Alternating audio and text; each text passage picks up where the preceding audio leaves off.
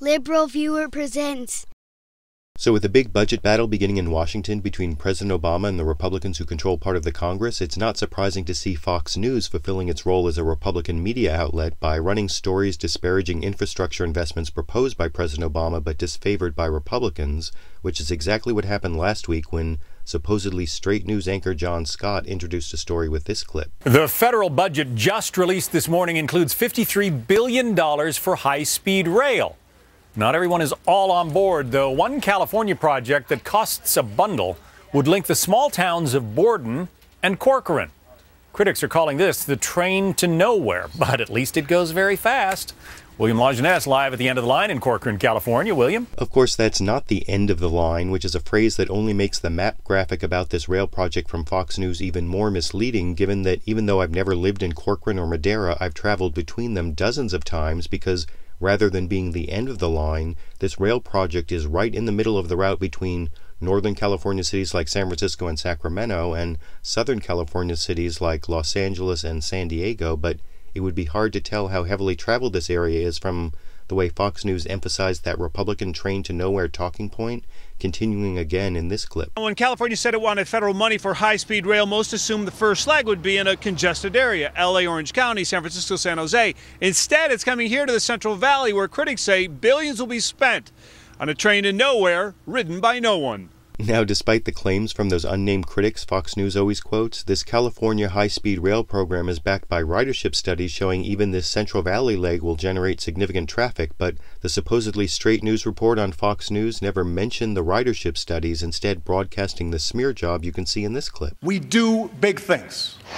And none are bigger than the president's dream of a bullet train. Imagine whisking through towns at speeds over 100 miles an hour, walking only a few steps to public transportation. Compelling, but so costly, critics call it dead on arrival. It's just like giving Bernie Madoff another opportunity to invest your portfolio. And now that gratuitous reference to Bernie Madoff was never challenged on Fox, and Fox News also never told its viewers that the Republican congressman they quoted there is actually the chair of the House Transportation and Infrastructure Committee responsible for the budgeting of high-speed rail, yet after leaving the Bernie Madoff smear unchallenged, the Fox News report heaped on the criticism of the brief comments from high-speed rail supporters included in the story, starting with a comment from Jeff Barker, a Republican appointed as Deputy Director of California's High-Speed Rail Authority, who was never identified as a Republican, though his comment comes closest to informing viewers that the Central Valley Rail project is part of a larger project connecting Northern and Southern California, as you can see in this clip.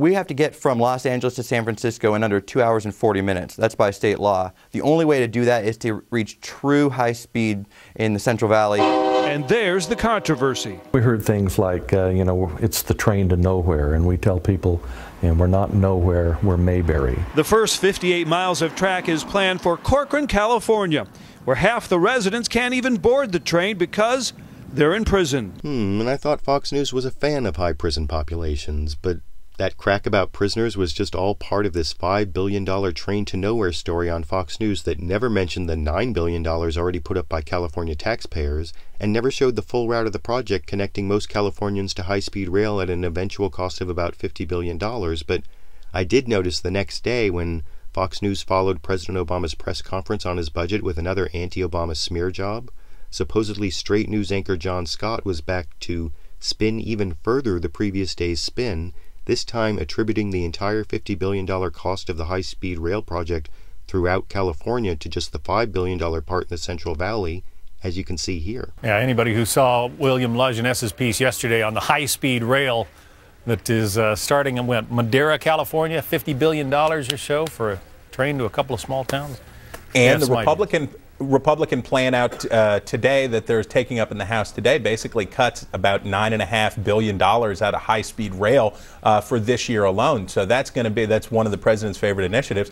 That's going to be a central point for the battle this year, next year. It's just something Republicans do not want to fund. I think I could already tell the Republicans in Washington don't want to fund high-speed rail because I think it was pretty clear from the previous day's story which side Fox News was on, which of course always turns out to be the Republican side, but I want to know what you think. Did the omission of important facts and the repetition of Republican talking points in that Fox News coverage of high-speed rail make it more propaganda than news? And for those who've studied both the Fox News side and the other side of the issue, Is high-speed rail an important infrastructure investment for the future of California and the rest of the United States? I YouTube, you decide.